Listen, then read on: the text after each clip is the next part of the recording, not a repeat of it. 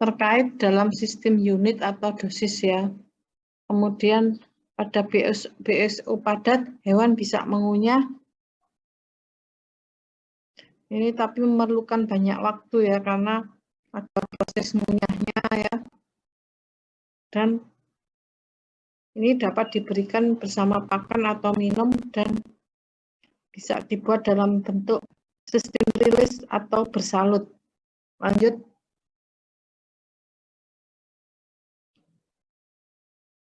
Kemudian dokter relatif cepat menulis resep dan penderita relatif cepat dapat dilayani di apotek.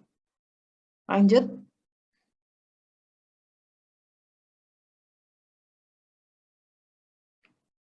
Nah, pada BSO padat, dia harus biasanya mengalami disintegrasi dulu, kemudian disolusi ya, dilarutkan dulu ya, sebelum diabsorpsi ya. Jadi dalam bentuk padat itu tidak bisa langsung diabsorpsi, tetapi dia harus diintegrasi dulu atau dipecah dulu dalam saluran cerna dan disolusi. Disolusi itu berarti obat itu harus larut dalam saluran cerna ya sebelum diabsorpsi.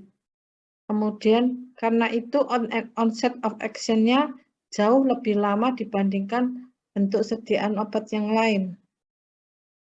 Kemudian bioavailabilitasnya sering tidak sempurna, terutama jika ada gangguan GI tract. Ya, lanjut.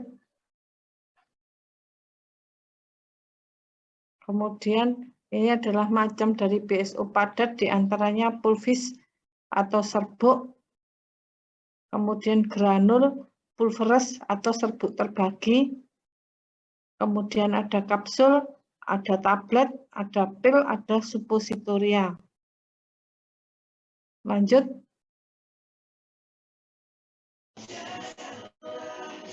Kemudian untuk pulvis, pulvis itu merupakan bahan atau campuran homogen dari bahan-bahan yang diserbukkan dan berada dalam bentuk relatif kering ya. Kemudian kalau granul, granul itu derajat kehalusan lebih kasar dibandingkan pulvis atau serbuk. Nah, besar partikel obat mempengaruhi sifat fisikokimia obat, hasil sediaan obat, bioavailabilitas, absorpsi, disolusi, dan efek terapi. Lanjut. Pulvis bisa untuk obat dalam dan untuk obat luar. Kemudian veikulum obat dalam antara lain sakarum laktis, glukosa, dan sukrosa. Lanjut. Kemudian veikulum untuk obat luar, di sini dicontohkan bedak, antara lain talcum venetum, dan golongannya amilum, termasuk amilum oryzae, amilum tritisi, dan amilum solanum. Nah, kemudian untuk bedak ditambahkan bahan yang lain yaitu adepslane sekitar 2-4% ya untuk melekatkan bedak pada kulit. Lanjut. Nah, ini adalah contoh dari pulvis untuk obat dalam yaitu oralit. Antara lain natrium klorid, kalii klorid, natrium bikarbonat, dan dextrosa. Lanjut. Lanjut, Mbak. Nah, ini untuk pulvis untuk obat luar ya. Ini contoh dari purol bedak. Di antaranya isinya adalah asid salisilik, balsamum peruvianum, kemudian ada adepslane, ini 4% ya adepslanenya. Kemudian ada magnesium oksid, ada talcum venetum sebagai veikulum. Lanjut. Nah, serbuk atau granul. Ini keuntungan serbuk atau granul sebagai obat dalam di sini bisa digunakan dalam bentuk drench ya. Ini keuntungannya volumenya lebih sedikit, namun aplikasi untuk sekelompok hewan agak sulit ya karena diberikan satu persatu ya. Lanjut. Nah, pada pakan keuntungannya lebih stabil, perhitungan takarannya jauh lebih mudah, dan kerugiannya dosis dapat berubah tergantung dari palatabilitas. Kemudian baik digunakan untuk profilaksis. Lanjut.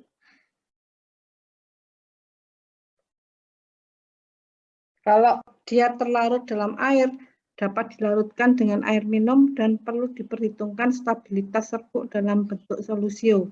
Waktu paruh dan pada saat diencerkan, apakah menjadi bentuk sajian yang dapat digunakan, itu juga harus diperhatikan ya. Lanjut. Nah, ini adalah contoh bentuk granul itu seperti ini. Ya, agak lebih kasar begitu ya. Lanjut. Kalau pulveres atau serbuk terbagi umum digunakan sebagai obat dalam ya. Untuk obat luar dilarutkan dalam jumlah pelarut tertentu. Merupakan serbuk terbagi berupa bungkusan kecil ya dalam kertas perkamen.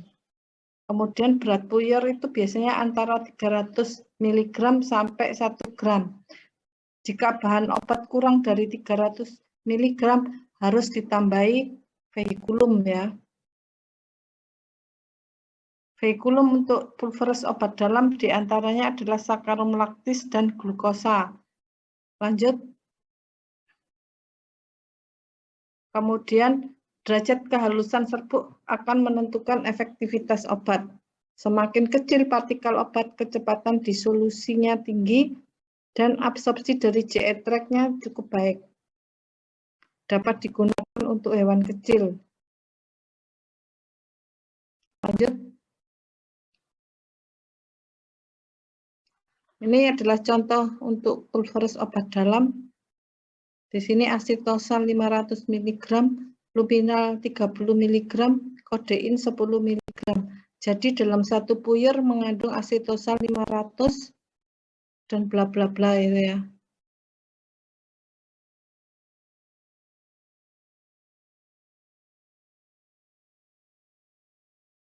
Lanjut. Sediaan obat terbungkus cangkang terbuat dari gelatin, itu adalah kapsul ya. Kemudian kapsul dapat berisi serbuk, granul atau pelet, atau cairan minyak. Ada dua jenis cangkang kapsul ya, kapsul lunak dan kapsul keras. Kalau kapsul lunak itu biasanya diisi oleh bahan obat minyak ya. Kalau untuk kapsul keras, bahan obat berupa kering atau dalam bentuk minyak. Lanjut. Nah, ini adalah contoh dari kapsul di dalam kapsul. Ini contoh sustain release kapsul. Lanjut.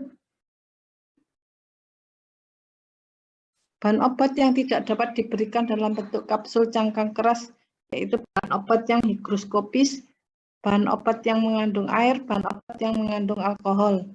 Lanjut.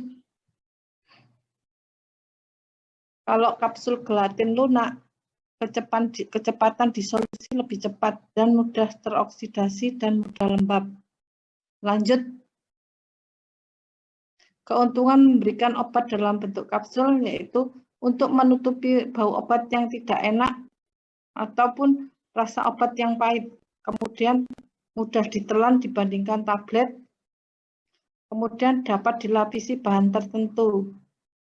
Contohnya yaitu enterik, salut enterik itu agar pecah di usus ya.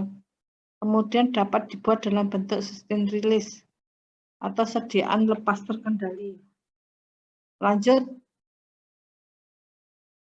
Nah, ini adalah contoh resep kapsul.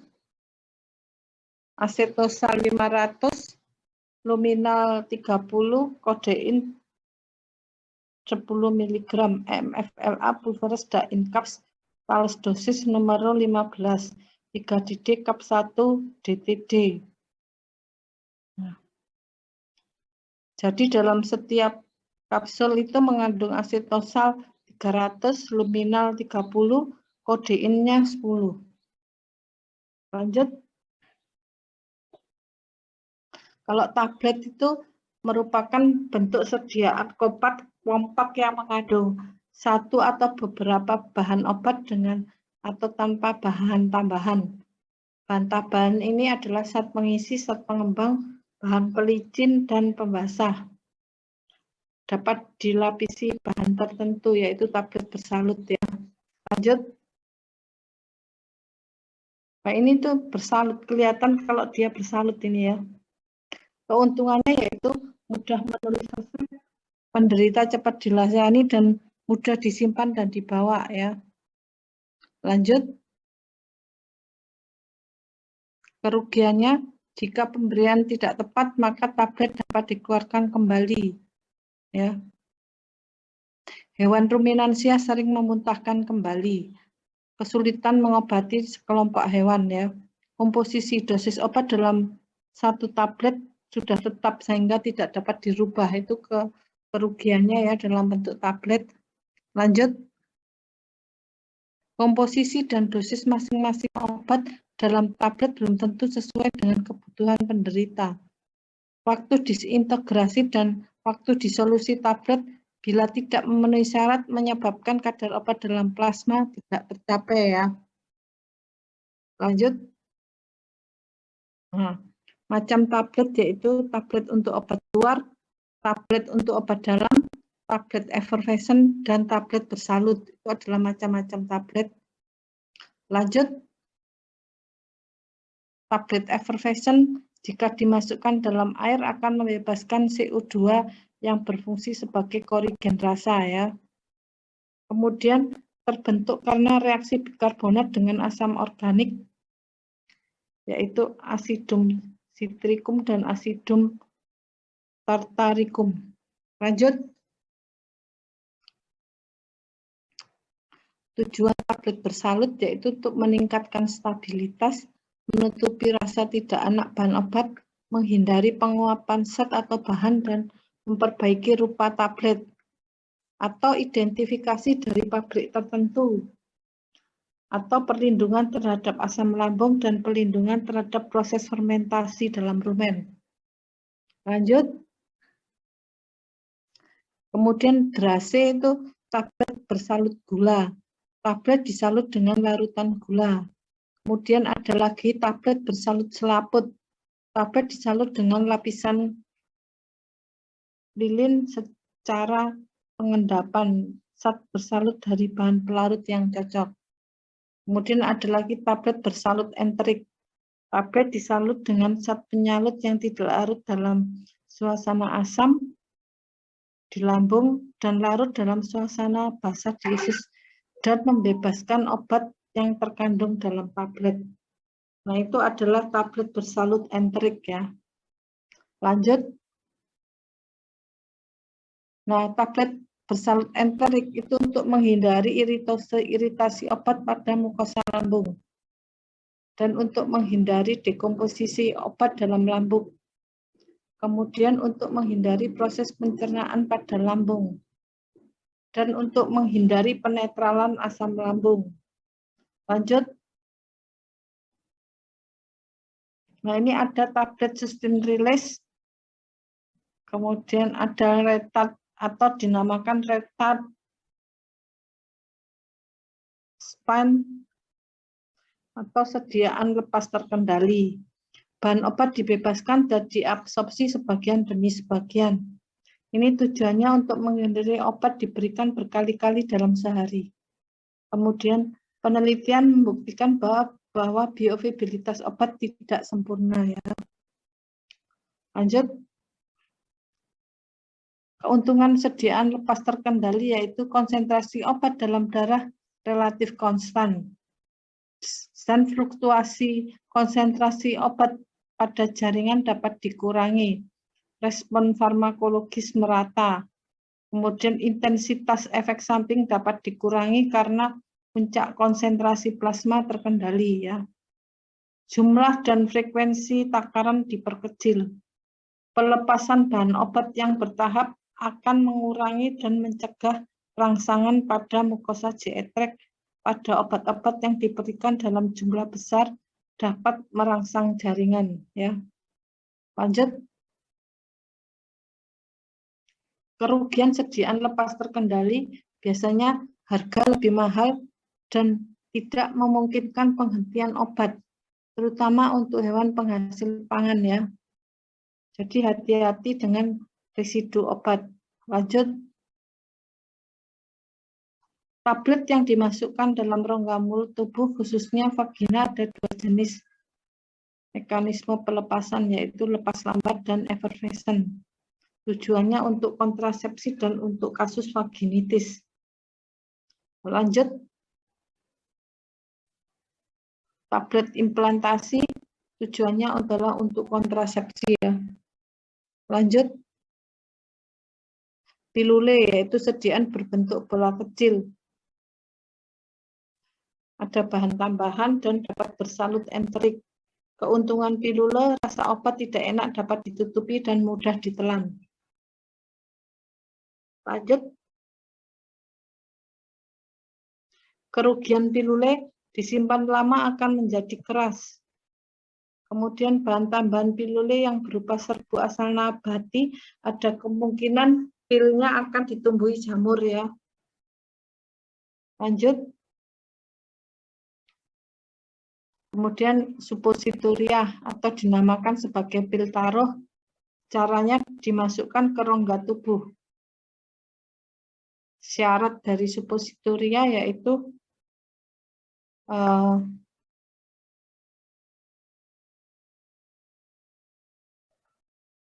utuh ya, dalam suhu biasa, kemudian akan meleleh pada suhu tubuh ya.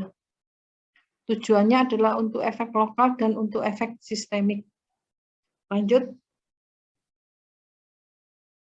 Bahan obat yang dapat diberikan dalam bentuk suppositoria untuk efek sistemik antara lain yaitu spasmolitik, hipnotik, tranquilizer, kardiotonik, dan anti asma.